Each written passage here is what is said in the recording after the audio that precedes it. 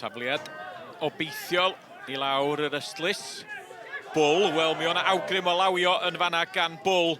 Rhydaman yn methu a chlirio Bowen ymlaen at Broc. Ond arbediad da gan Luke Martin yn y diwedd. Y bygythiad yn amlwg gan yr ymwelwyr ond yr ergyd yn eitha hawdd i'r golwr. Jones at Hurley, digon o amser ganddo o'i droi ac I ffendio Luke Bowen, cryfder Bowen yn amlwg ac unwaith eto Luke Martin yn arbed yn dda, ond Luke Bowen a'i brofiad yn gwneud y mwyaf yn rhoi amser calad i'r amddiffyn.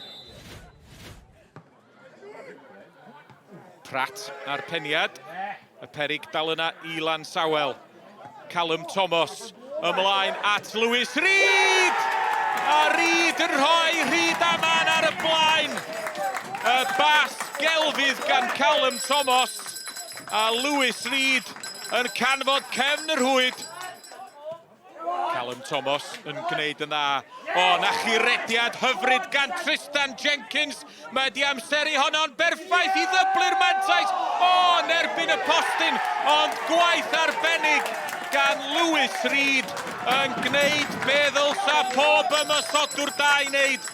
Dilyn y bel i'r cwrt bach a manteisio i'r eitha. Parker, y bas hir yn chwilio am Bull. Bull wedi gwneud yn dda. Bull yn troi'r amddiffynwr. Bull ar ergyd. O, mae Llansawel yn ôl yn y gêm yma. Wel, fe ddisgwylion ni bron I awr am gol. A rwan, da ni wedi cael tair gol o fewn 5 munud. Gwaith gwych gan Josh Bull. We've just spoke in the changing room. It is obviously on paper and on the table. It's a big victory. We don't get 4 or 5 points for that though.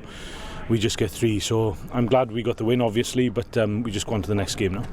We've all kicked in. First half wasn't our best. We know that. Second half, I think we all just dug in deeper. We just said, and then now that we seem to be at it from the get-go in the second half, which seems to be almost like a running theme. But yeah, in terms of getting the 3 points against anyone near the top, especially in this league, is a massive 3 points for us. I thought Ferry were on top first half. Our keeper, has to be said, made 2 outstanding saves, which kept us in the game. And then we just felt if we could get to half-time, I know we would have come out stronger second half. We've got a fit group, they worked really hard, especially with 2-1 with sort of 20 to go, and they dug in and defended the box and the goal very well, which I can't think of a real clear-cut opportunity Ferry had second half. Some good last-ditch defending, but at that point in the game, it's always going to be the case. Well, they need to take a good look at themselves, to be perfectly honest with you. If they think that performances are like that, or displays in part of the game is acceptable like that, where you're trying to challenge for titles, then it's not going to happen. So they need to reflect on themselves, and the one thing you need to do is work hard for 90 minutes before anything.